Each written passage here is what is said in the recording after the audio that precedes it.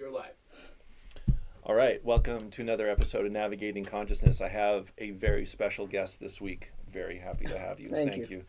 Stephanie, sorry, what's your last name? Maciel. Maciel. Okay. And you've been a human design analyst for how long now? Oh, since probably early 2000s. Early 2000s. So what were you doing before you became an analyst or before you got into human design?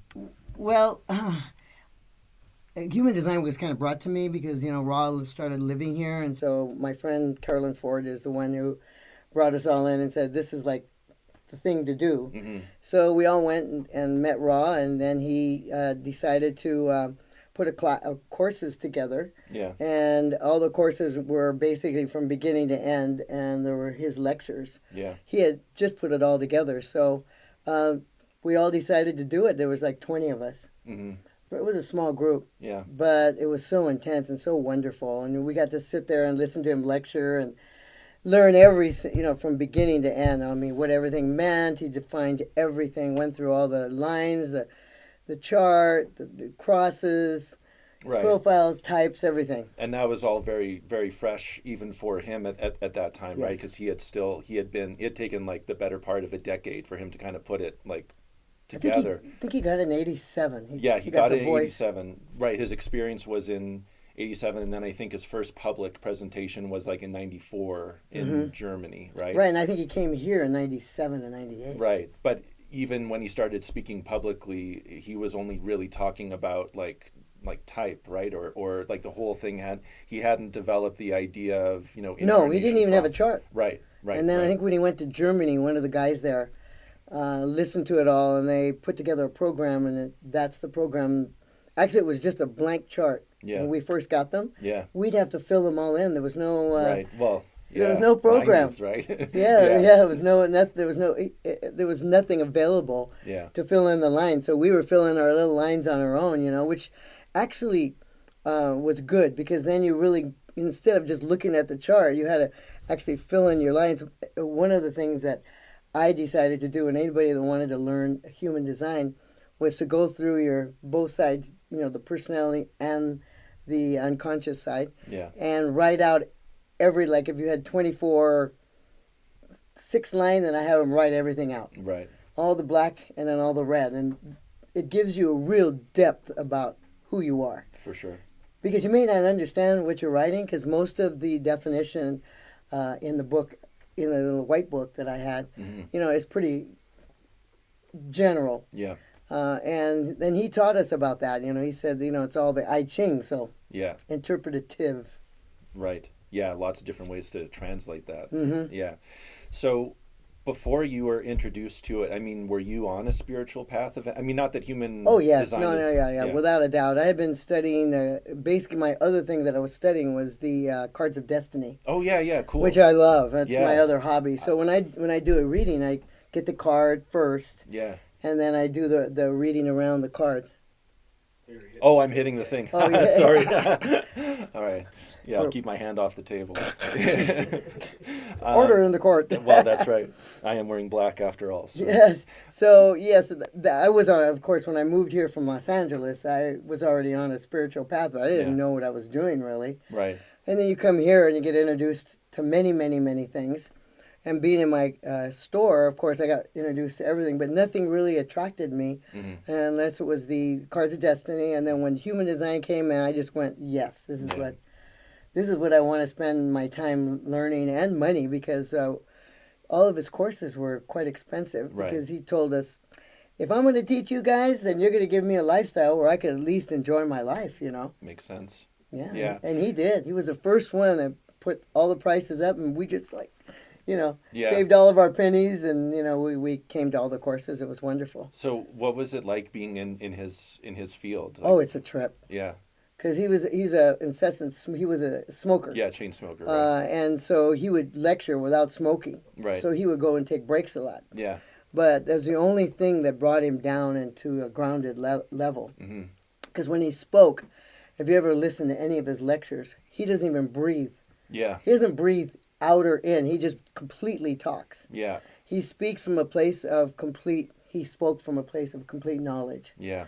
that was integrated, and it was, so you could not listen, not listen to him Totally. because it was so profound. I mean, I've listened to hours and hours of him at this point, and I do prefer, and I actually recommend when I'm telling people about design that they go listen to Ra, and that they don't get their knowledge from Other some people. random YouTuber, Yeah. you know, There's 'cause a lot of there's them a out lot there. of those. Yeah, there's a lot of those, and they take a lot of liberty.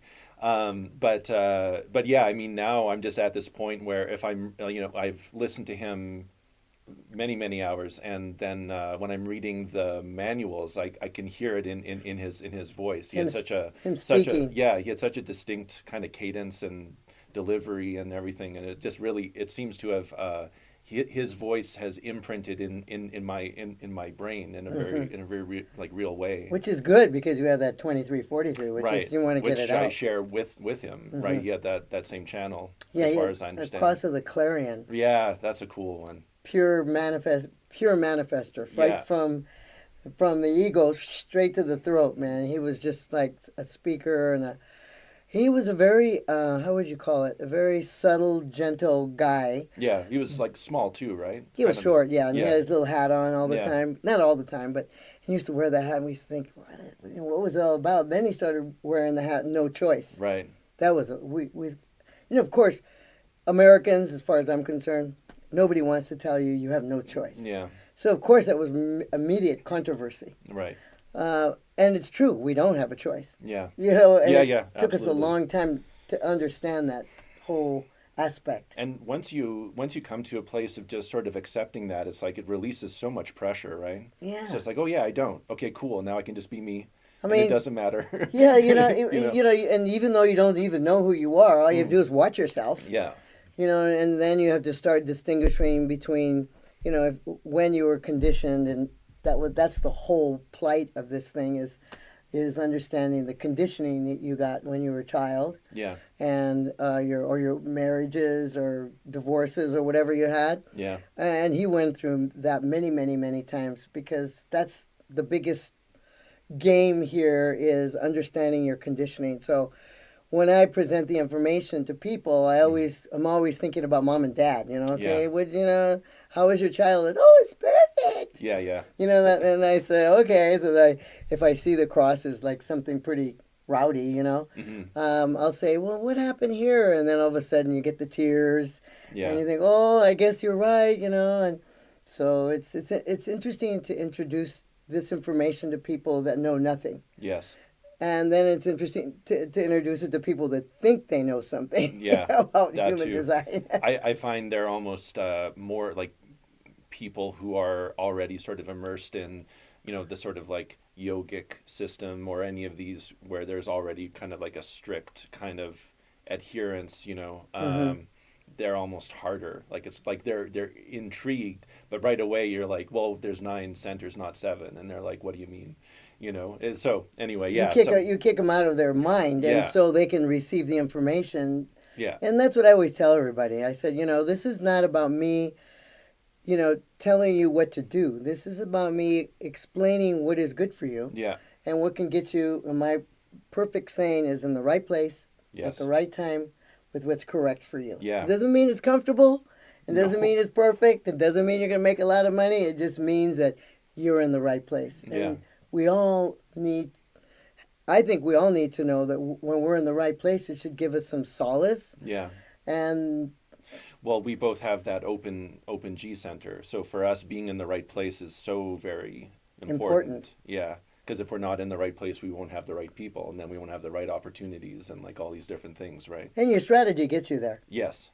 Yeah. So, I mean, and people, one of the things that Ra taught us is, he said, I'm going to give you all this background and understanding about human design, but people are going to come in after me, and they're going to change things. You just need to know one thing, and that's strategy and authority. Yeah, that is really what it boils down to. The basics go I down. mean, my sense of the rest of it is it's just about keeping our mind focused on something that's not like destructive. But it's because it's really just that, right? It's like our minds need something to focus on, right? Our minds need to do something, unless you have like right variables, and then it's like a different thing. But I think, just being in that place where you can't, because Marianne Winiger, who I'm sure you know. Yes. Yeah, like she's, when I listen to her now, she's 75 or She's older than me. I Yeah. think so. Yeah.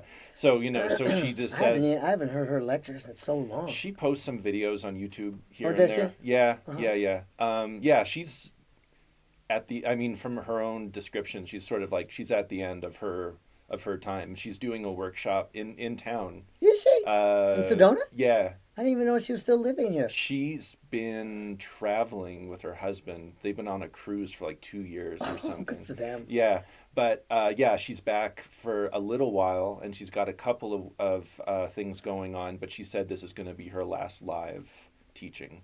She doesn't have the energy for it anymore. But So she's not going anymore. that's all she does. No, I know. That's what I'm saying. But Yeah. if she's saying that means Right. she's going to stop teaching. Well, she said that when the question, yeah, so was she posed to her. when she said when the question was posed, does her body have enough energy? It was a Mm-hmm. but she had, like, the energy is there, so she can say yes to it. But she recognizes that her body doesn't have the energy for it anymore. That's an interesting distinction. Yeah. Yes. Yeah. So, so she, the way she, I've only been doing this for, 4 years. This will be my 5th year. And so I'm almost there. I got a couple more for my 7, Oh, to get to your 7. Yeah. But, the way she talks, it's like she doesn't even really pay attention to the transits. She doesn't really pay attention to any of the body graph stuff. It's really just, how's her energy? Is it a yes or a no? And I think that is really what it all boils down to. But our mind is so kind of fixated on, like, learning and discovering and, like, doing all these things. Do. Right. But so if we can kind of, again, just sort of accept that and, like, harness it and direct it in a way that's, constructive rather than, like, destructive, then it does sort of free up our body to just respond, Right. however we for might generators. want. For generators, Right. or projectors. Well, for me, it'd be for, Yeah, if I there's have an to get an invitation. invitation. Yeah. And thank you for coming by the shop. And Of course. It's been kind of crazy for the last 5 It's or all 6 good. months. It's all good. So you're a mental projector. Yes. Right. So I'm very curious. People call me mental all the time, but I never first time anybody's better call me a mental.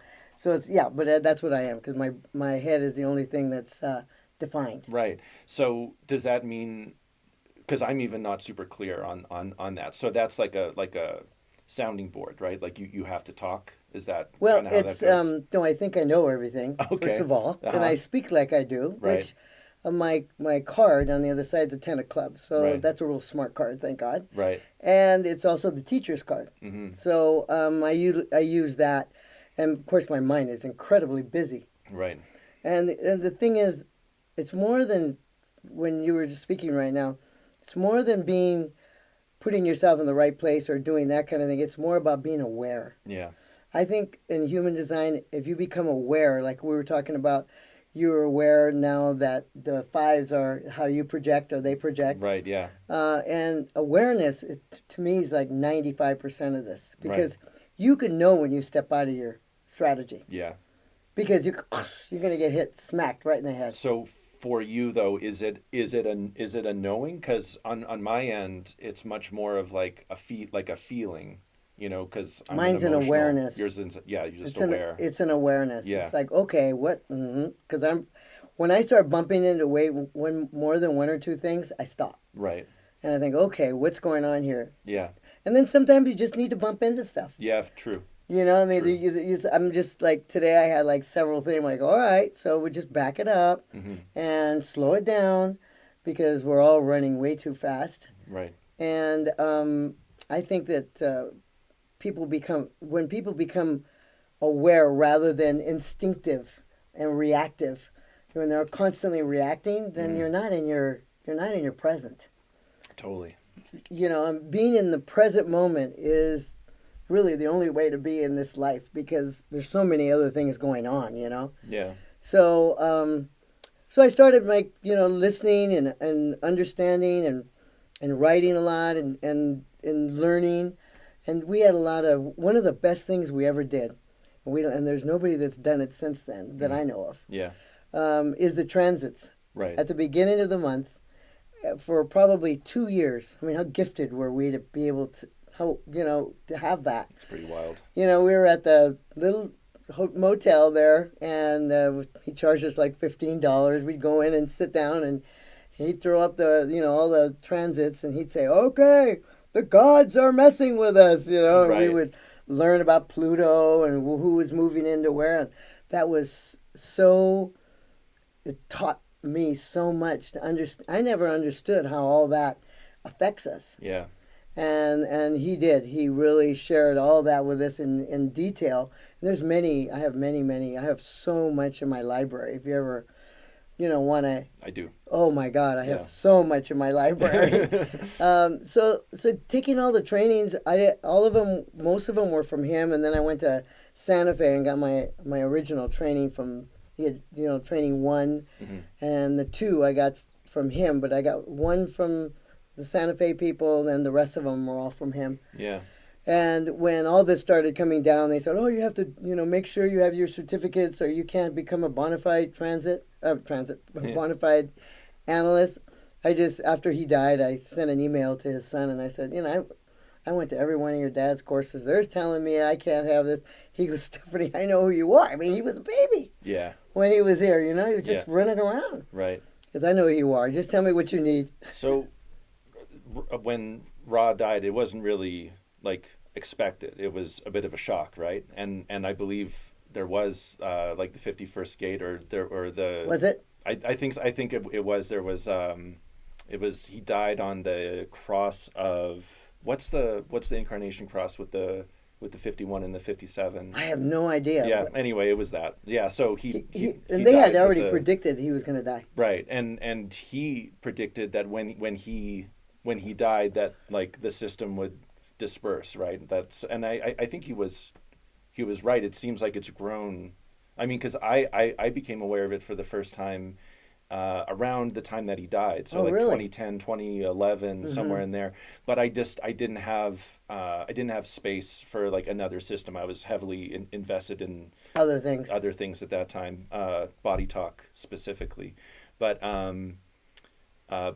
since then, and especially in the past like 5 years, since I really started to study it, it seems to have just exploded. God. Yeah. And sometimes I read some of that stuff on Instagram and I just want to cry. Yeah. I go, "Don't do that." Yeah. I mean, it's interesting that, just on the sidebar here, is that people who get a reading or read something about human design decide they're going to become analysts. Yeah. And then, I mean, I did readings for a person who gave me like 10 readings to do for her group. Mm-hmm. And then after I did all the readings, she decided she was a perfect. I mean, I gave her a couple of free readings, and I'm happy, but I'm like, "Don't do that. No, that's wrong. No. So it's interesting. So I don't do a lot of social stuff around human design because there's certain people that I like to study with, and some people I like to share with, but I just keep to myself because I have a lot of knowledge, and I don't have to write anything down because I'm as open as I am. Yeah. Raw came over to me and he goes, "Why are you taking notes?" Right. And I said, "What do you mean?" He goes, "You don't need notes. Just sit in front of me and you'll take it all in. You never have to." Now, when I do my charts, of course, I write stuff out. But just so I have something to give to people rather than just a piece of paper with a chart. Because you're also all right in your variables, right?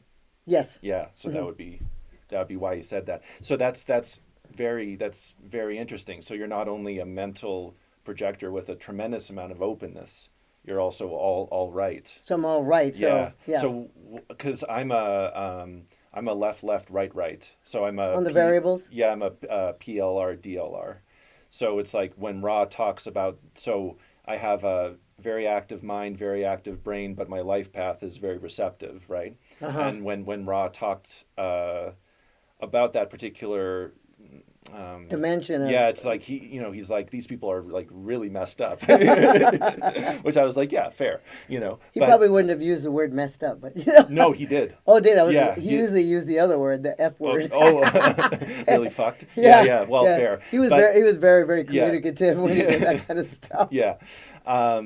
So, but being all right, because that's and I do want to talk. I do want to touch on, if we have time, because I know we have a hard Well, we out. can also come back We and can totally, but just because you're operating kind of like how the rave is operating or going to operate when they come in, right? yeah, They're going to be all right. right. Have you read that? The projectors are going to be running the world That's what here I hear. in Yeah. in about like 3 to 5 years. Well, Because 2027, I guess, when everything's going to change do you in the human design do you chart. feel ready for that? Well, I feel like I'm definitely changing what I'm doing now because I'm, basically taking my business that I've been in for 30 years and moving it home. Yeah. And it's going to make room for a whole lot more things. So I feel like I'm cutting that energetic pathway for me to do something completely different. I mean, I've done probably 200 or 300 readings, Yeah. all over the world, and I love doing it. But I don't seek it. I don't go out there and say, hey, I let people come to me, and then when they As you ask me, should. yeah. Yeah. And when I do, they just are, typically they are very impressed. I mean, thank God, I'm able to really support people in a way, especially if they're in a situation where they're upset or hurting or, that kind of thing. So I feel really empowered that when I share the information, Hmm. because I feel like I mean, I get people that come to me and then afterwards they say, you cannot believe just a one sentence, and sometimes it's all it takes, that. Yeah. One sentence you say, and they just Yeah. blows them away, Yeah. Yeah. No, it's great. It's wonderful. So such a satisfying or successful kind, depending, right? But yeah, I feel incredibly satisfied like using this tool and opening people to it. And Yes. So yeah. is that your kind of thing you want to introduce people, or which? Well, I'm going to turn this I around a little use bit. it. So what do you use it for? Yeah, sure. I mean, I use it. I use it as a shortcut, basically. So the bulk of my work is still going to be focused on, you know, uh, basically it is a deconditioning, right? It's like a focus on, someone comes, they're having some issue, relationship, health, whatever, career. And they're like, they're telling me what's going on, and I'm getting a lot of feedback about what what is happening for them. What I find with design is that I can just sort of like plug it in, and I can just be like, okay, this is what you are. Why isn't this happening? Like, Why isn't it working for you? right. So and I mean, obviously for a lot of people, the hardest thing is just accepting that they're not really here to do much. No. It's like it's because it's so counter to what we've been told. Conditioned. Yes, to what we've been. Yeah. That no, like I can't be here to just do whatever I have I'm the energy okay, for. just the way I am. Yeah, like I have to wake up and I have to build something and I have to make something. It's like, well, no, you have an open heart. You're not here for that, right? And it's like you figure that would sort of be a sort of relief, but I think people don't know. They don't believe you. Well, it's also just like, how do you, like, what's the application? Like if So if you're taking away what they need to do, then they don't know what to do when they leave. well, so when I'm working with people, what I'm doing is I'm taking away all these preconceived notions of what they are, because none of it's them anyway. And what I'm finding is that when you know when you take on someone else's idea of what you should be, or of what you can be, whether that's a person or a societal structure of some kind, the education system, religion, whatever, your body responds to it the same way it responds to anything that's foreign, right? So it will hold on to it and it will store it somewhere until it can deal with it. But you never get to deal with it because there's always more stuff coming in, right? True. So what I'm doing when I'm working with folks is I'm identifying what they're carrying, where they're carrying it, and that awareness lets their body take care of it the way it takes care of anything foreign, just kicks it out, and then just sort of, But does that assist them? it's something I've come to on my own. Oh, okay. Yeah. Because I do the exact opposite of what you do. Oh, tell me about it. Yeah. So somebody comes to me and, I have my chart there for them and then any notes that I've written. So I go, okay, so, tell me a little bit about what you do. And I'm looking at my chart. Okay. Yeah. And they go, oh, I do this and this. And so I start listening to them speak and I see how they use the chart. Right. Okay. So I go right into, oh my God, you're 23, 43. I can tell by the way you talk. Yeah. And you're, very, you have that 37, 40. So you must like to be around, your little clan of people. And so I go in and I meet them and in their chart. Yeah. And then I go straight to their cross. And I say, okay, your cross showed up maybe 10 minutes ago. And they just by them speaking, I hear the cross. Right. And they go, what is that? And I go, well, you can come on I come on the cross of revolution. Right. But I was talking to somebody the other day, and there's a cross that they have to be careful about money. They have to put money in the bank. Right. And I'm trying to remember the name of it, and I couldn't remember it then, and I still don't. So, anyway, I let them speak and speak and speak for maybe 20 minutes, half hour, and I can see the things on the chart show up. Right. And then I can see the things that they're not using, just like what you're doing. Yeah, yeah. So then I start approaching them, like, well, what do you want to do? I want to write a book. Well, Yeah. About what? And I'll be darned if they're like gardeners or something. They'll come up, they'll say exactly. They have the 515. I want to do a yoga book because 515 is the dancing and it's the extremes. It's one of them. It's really a great line. So then I start meeting them in there, and then they really trust me. Right. So then I just then I open them up that way. Yeah. And then they immediately, and I said, well, how do you make your decisions? Where is your intuition? Right. And then if they're generators, then I say, where is your generator? What is that? And then I go, ugh. Yeah. And I start explaining it to them. And then you hear, do you do the, what's that? And, oh, you've been doing it for a half hour. Yeah, yeah, I right. have? Yeah, yeah. Yeah. Well, I mean, that's the best thing, and I think that's the thing that sort of proves the worth of this system is that when you tell people what their design is, they're rarely surprised.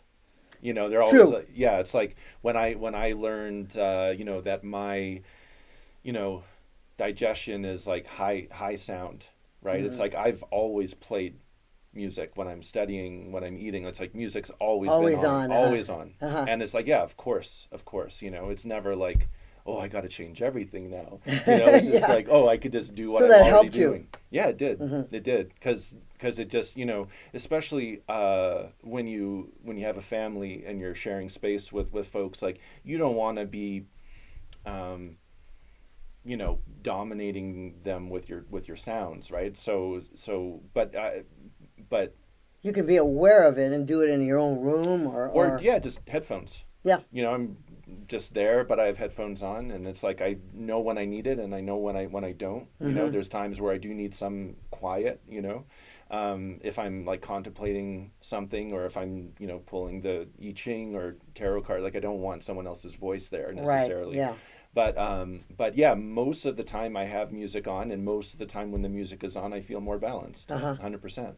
Yeah. So my goal when I'm doing a reading is to give people the outline of who they really are. Yeah. And then let them say how far away from that they are. Right. And then give them practical ways to walk away from the reading knowing what to do to get to that place. Yeah, that's beautiful. And then I give them 2 weeks and I call them back and we have another conversation. I go, tell me, and I have notes, of course, and I said, tell me what you've done to make sure that you're in the right place at the right time. Yeah. Give me your talk to me about questions. Yeah. I always have my follow-up.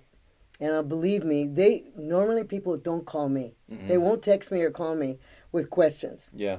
Unless I get a lot of young ladies and I tell them, if you're going to match up with somebody, make sure you let me know who they are and I'll tell you whether it's good for you or not. That's also something very, very valuable. Very valuable, Yeah. putting the two charts together. Yeah. And also for parents to have charts for their children. Yes. It's vital, I think. Absolutely. And, when I first started doing readings, I used to always ask for their parents' mom and dad's charts so then I could see who influenced them and then let them know. Yeah. This is, and so that conditioning, I think, is probably the most pivotal point, I think, in anybody's reading is who you've been married to, who you like, who you don't like, why do you pick abusive men or women, or how do you how about when the 59, what is it, 59.5? 59.6. 6, what is, Channel mating. well, yeah, is that what they call it, channel of mating? It's usually well, I get it that the whole channel is, I'm talking about the lines. Oh, okay, pardon me. So it's like the one night stand. 59.6. Right, it's 59.6. That's my north node. That's your no, yeah. So the 59.6, and I go, well, it looks like you have enjoyed yourself. And they go, what do you mean? I go, well, you have the one night stand. They just turn red. Yeah. It's not a bad thing, it's not, no. And that's a good thing to tell somebody who doesn't understand that. Well, and that's, there's so much in the sort of like spiritual world that's about like only looking at like love and light and like the harmony and all that, and it's like, well, there's other stuff too, and it's like okay to accept that we have burdens that we have to carry in this life, and that like not everything is well, that's not a like burden. peachy. Somebody has a one night stand? No. No. Wait a minute, I'm misunderstanding you. Well, no, but there's definitely like aspects that you can look at, like you see talking about parents and children, you see the channel struggle between a parent and their child, right? It's like, yeah, okay, like there's a way to work with that. But you have to understand that like that energy is there, it's there. Right? Or like the 39.55 also kind of carries its own kind of like, because you can explode. It's passion. The 55 is the seeking. Yes. And the 39 is provocation. Oh, okay. Well, yeah. I have the 55. Me too. Do you? Yeah. Yeah. So these poor people, they don't know what the lines are. So you will let everybody know there's a book out there that goes through all the lines and explains everything. Yeah. The Rave I Ching. Yeah. Yeah. Also, the line companion, I find that to be very valuable as well. You mean the other side of it? The 39. Well, it's Ra. Like Ra put out. He put out a book that goes into more detail about each line. So like he gives a lecture about each line in each gate. Right. And I have a lot of the CDs for different gates. Yeah. Fabulous. Yeah. Totally. God, they're great. Do you have those? I mean, it's all digital these days, but I've also, I've found a lot of different manuals and things, and even, I've listened to the Great Course recently. You mean the white book? No, the Great Course is where Ra gets into his, his experience with the voice and his life, up until that point, and like how much drugs he was doing, and that he was like living in this tree, and that he just kind of like pieced out on his whole life, and he didn't understand why he was doing it, but he didn't have a choice, right? It was like he walked into a store, walked out the back door, and never went back, and people thought he was dead, right? He was gone for like 3 years or something along those lines. Well, he got the voice, and then in 87, but I think he left in like 84. I think he was in Ibiza when he got the voice. Mm-hmm. So he stayed in Ibiza. I don't know if anybody was looking for him, because he really wasn't anybody. No, I don't think anyone was looking for him. I think he was actually declared dead. Really? I believe so. Yeah, I think he had to.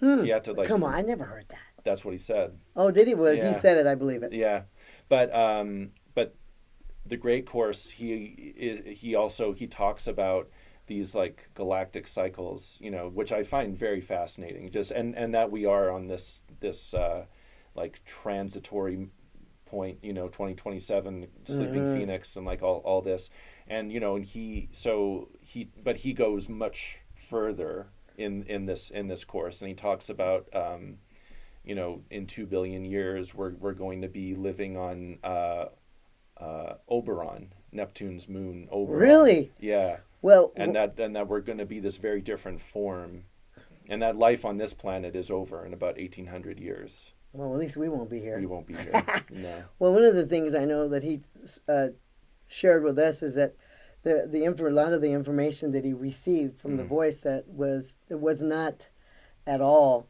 something that he wanted to release. In fact, he had it locked up. I mean, I know his daughter. I mean, she worked for me. So. Right. Oh, wow. Yeah. Oh, that's wild. For a while, yeah. Yeah.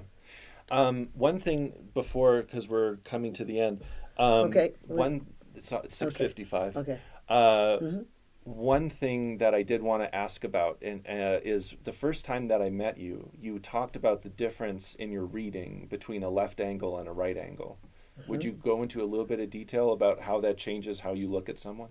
Oh yeah. Well, that's real simple. Tell me about it. Okay.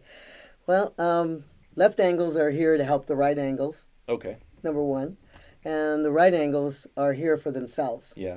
So anytime I do a reading for a 2-4 or 1-3 or the lower levels, Yeah.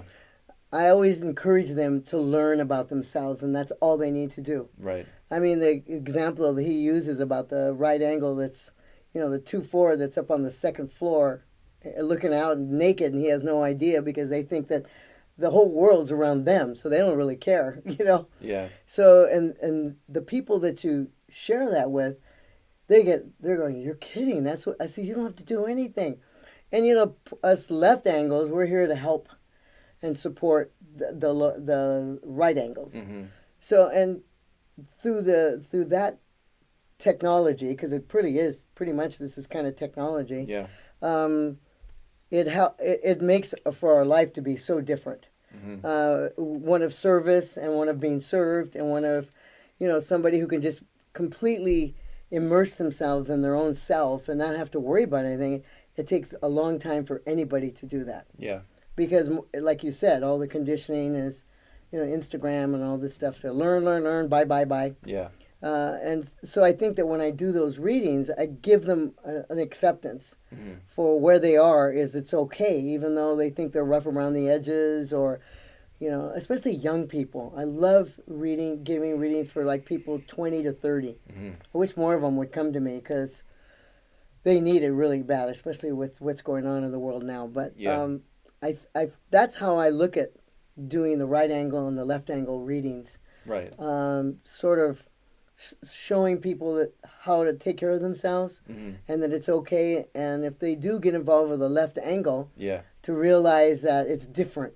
Right. And like for instance, my roommate, he's a 2-5, Okay. and I'm a 5-1. Right. So when I was with Carolyn Ford this week, she says, "Well, you guys, you're perfect together, but you're not, because he's a right, kind of a righty lefty, Yeah. and I'm a full left." But she said, he's a 5 and you're a 2-5, and so you guys have karma together. Yes. So it's good to know that kind of thing and share that, with people. And of course, he has a different cross than I do. He's a manifester, which are really difficult. Yeah. It's very. We'll have different. a whole different course on that one. Yeah. Yeah. Yeah. Special people. Yeah, they are. Yeah, they are. It's a dying breed. Well, anymore. it's also, I just find they really don't know what to do. They don't. They have no idea. That's why they need us. That's right. They need projectors that kind of like, come on, guy. Yeah. You get all that energy. Just come this way. Yeah. And people always ask me this: what does it mean to be manager of energy? Right. Most people have no clue. All I need to do is when I walk in a room and there's a bunch of people going, I just look around and I see everybody bickering. And then I do, and people will always come to me and say, "Well, what do you think?" And then I just say, Mm-hmm. Basically, you guys are, you're overreacting. So I just try and help people without even trying to get to the point where they don't have to go through all that. Yeah. So and yet they're powerhouses. I go lift that, go move that. Yeah, I'm not going to do all that, Right. So would you say that the left angles are just by their nature, you're just here to help, basically. And learn about themselves so they can help. I mean, Right. of course, that's the first thing. But as a left angle, you have to learn about yourself through others, right? Well, you can learn. That's a good question. I would say that's with anybody. Yeah, I don't think it's just sure. a matter of left angles. Right. Because the right angles have to figure out, first of all, who they are and where they're going or not going. So I think that's something for both left angles and right angles to experience. Mm-hmm. And, I think the most important thing is for people to get their experiences out with you Yeah. as a person of human design. Mm-hmm. And so then you can sort it out and look at the chart and kind of fit in with it or not fit in with it. So, yeah, it's interesting how you do the opposite of me, and yet we end up probably at the same place. I think so. I think yeah, I mean, you're bringing the awareness of what their design is, and I'm bringing the awareness of their sort of like not self and how it formed and how Mm-hmm. we can maybe work with it so it's not doing that anymore, you know? Well, same thing. Yeah, Yeah, yeah. except you just go from. Well, mine, it's very, and I mean, I rely on, like when I'm working with clients, I try and get their parents' charts because I do find that, I think it's interesting. it's super interesting. And Or the husband or the wife. all of it. Oh man, I said, come So, on, the you got. dog, whatever. Let me see your husband. First of all, I get the card, so then I know right away. But Yeah, that's um, something I'd like to touch on next time. oh yeah, it's Because I'm fabulous. a Ace of Spades. Oh really? Yeah. Do you fight with depression? Oh, yeah. Okay. Yeah. Like all the time. Yep. I didn't know that was part of it. Oh yeah. Okay. Well, we can have a whole different subject on that. Yeah. Okay. Ace of Spades are aces are basically the ones out in front, Yeah. but the Ace of Spades always deals with depression of all kinds of sorts that I've ever read. Interesting. Very. Okay. Well, look, it's 7 o'clock, so I know you have to You have get to moving. skedaddle. Thank Yeah. you very much. Thank you. I really appreciate it. You're welcome, and we'll do this again soon. Yeah, absolutely. Because human design Absolutely. rocks, baby. Let's give her a hand, everybody. Thank Yeah. Alrighty. Thank you, Stephanie. Thank you. All right. Okay. So let's just reorient ourselves here. That's great. This way? Right in front? Yeah. Okay. Okay. Go pick up food. Let me get my jacket on. Probably find it. All right. So Jillian and Allison here. Thank you so much for showing up. I hope that was entertaining or Informing. informing. Yes. Thank you. I'm just going to touch on a couple of things, a couple of kind of random thoughts and notions that I've been collecting. Just going to wait for the hubbub to die down over there. How are you guys doing, Jillian, Allison? How are you guys doing out there? What's your feeling these days?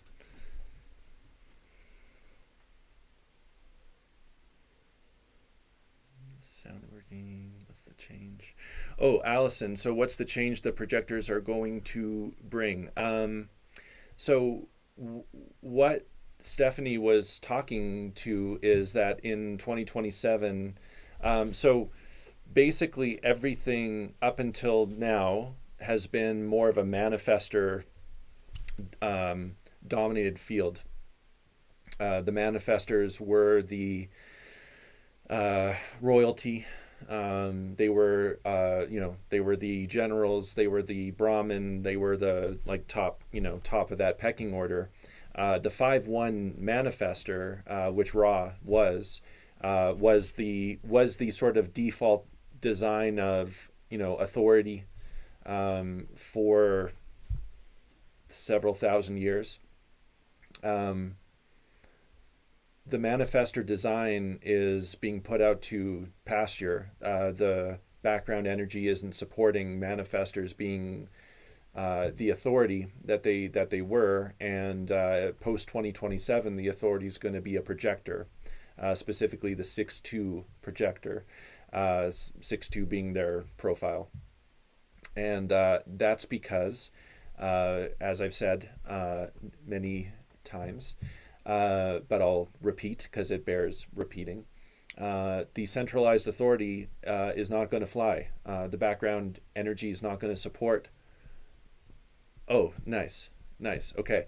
The background energy is not going to support a centralized, a central authority. There's going to be more than one way of doing things. And so it's going to be up to the projectors to guide people who need their guidance, who can recognize them as being the source of the right guidance for them, to kind of show people the way, not in the forceful way of the manifester. Right, the manifester is very much do what I say, and you kind of have to. it's not going to be like that, right? Projectors are much more gentle and much more intuitive and not really interested in their own, like, projectors really want harmony. They're kind of like children in a certain way. They are the youngest type. Projectors didn't exist until the nine-centered beings came in 1780s. So much like a child, they want a happy home, and they will show you how to make that happen if you approach them correctly. And I think, moving forward, I think that's going to be very important. I think people are going to drop the whole material trip by and large, and it's really going to be about, like, how can I find a right way to live, and a right way to connect, and the projectors are going to show us that way. I asked Stephanie if she felt ready for that, and she probably feels ready because she's been doing this training for 20 years. But I have found that a lot of projectors don't they're not ready. So it will be a trial by fire, I guess, but we'll see. uh, I wanted to talk last week, or the week before last, because I missed last week, but I spoke a little bit at the end about history, and about how much fakery there is. And I spoke briefly about this gentleman named Jason Brashears, who has a YouTube channel called Archaics, and he he put some very interesting ideas out there about how to think about history, and he's a historian of a sort. Um, One of the things that he said recently that I found very, very valuable is that you have to divorce yourself from what's the exact terminology?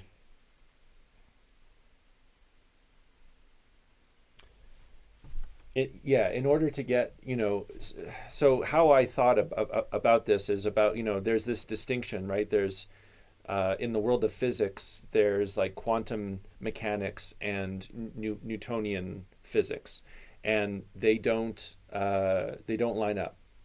A lot of the physics of the 20th century has been trying to find a bridge between the quantum and the more mundane, mechanical nature of things, and it's proven to be almost impossible.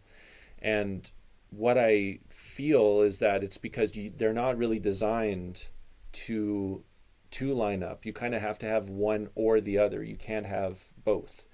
One of the things that I've done with my clients, and one of the sort of constant disagreements or arguments, I guess, in a certain sense, that I have with my clients, or anybody who listens to me for any amount of time. um, I tell them that they have to give up every way that they saw their life turning out. A lot of my clients come to me and they're not in good shape, not in good shape physically, usually, mentally, emotionally. They can have money, and they can have a family, and they can have stability in that sense, and that's all good. That's all good stuff. But they're not satisfied. They're not feeling successful. They're not at peace. Depending on what their type is. And what I say is, well, you have to let go of everything. I mean, you have to be willing, if you want true change. You have to be willing to let go of everything that you thought was real. Um, there's a lot of people talking about flat Earth and all these things, and it's like, yeah, you can't.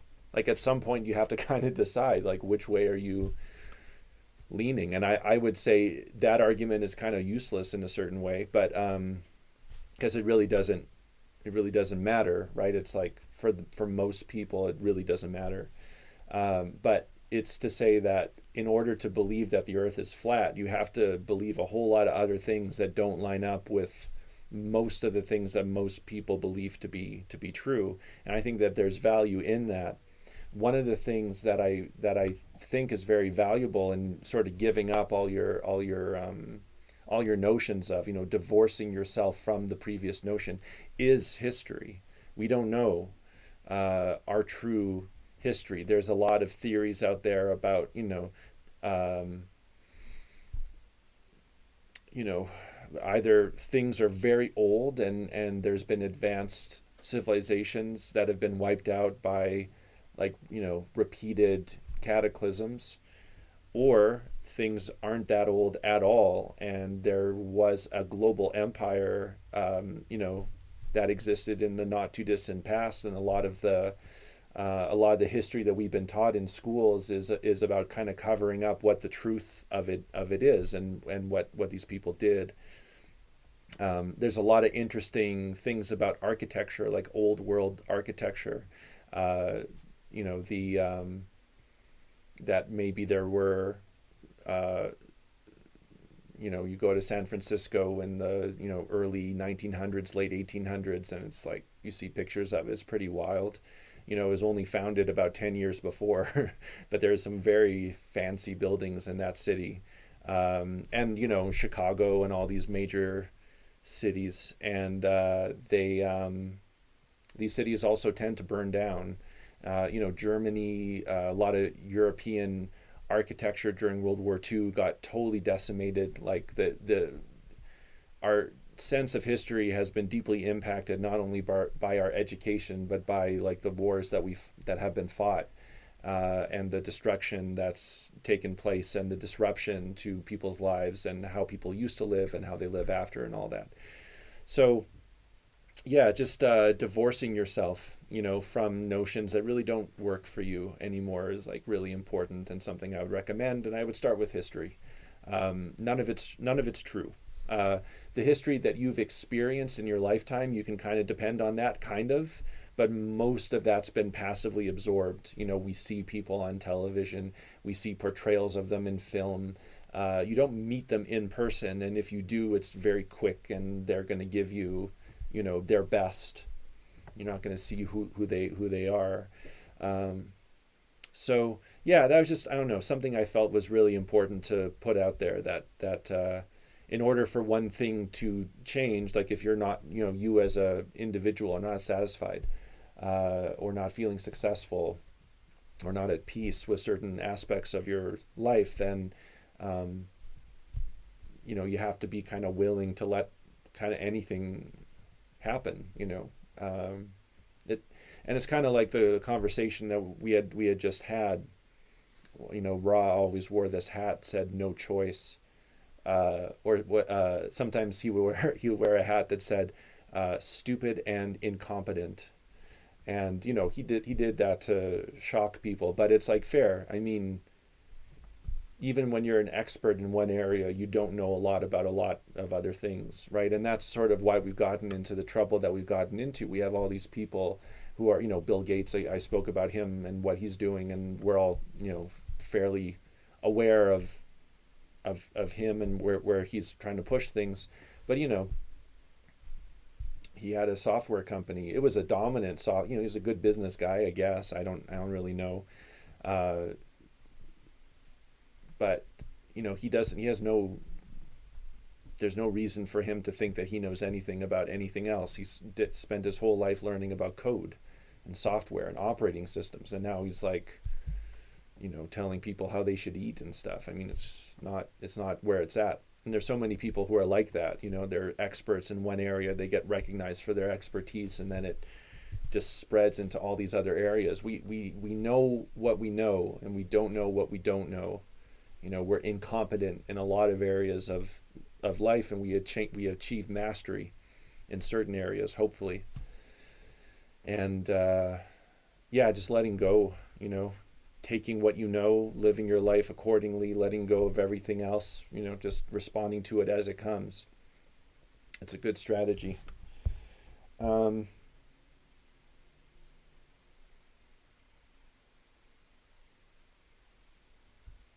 Yeah, I think that's about it.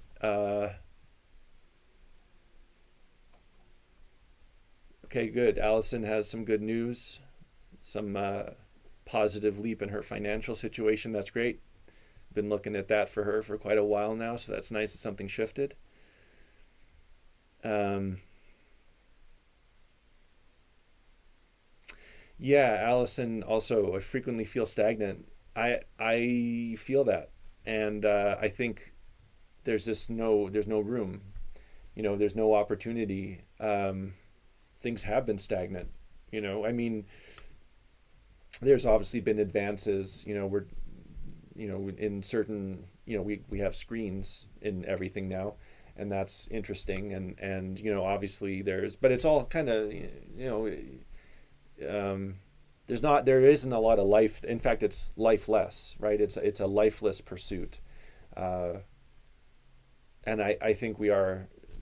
I would hope and pray, and I'm consciously working toward building a future where the progress is on the human level and um, not the like strictly technological. Which is, again, it's like, yeah, I mean, I wouldn't be able to talk to anyone without these screens and YouTube and all this stuff. So it's all good. We got to find ways to make it work for us while we can. But as it goes away, I think it will be replaced with a return to a focus on the human form and what it's truly capable of, and how to maximize it truly, right? Not by inserting technology into it. I mean, Elon Musk announced the first. There's going to be a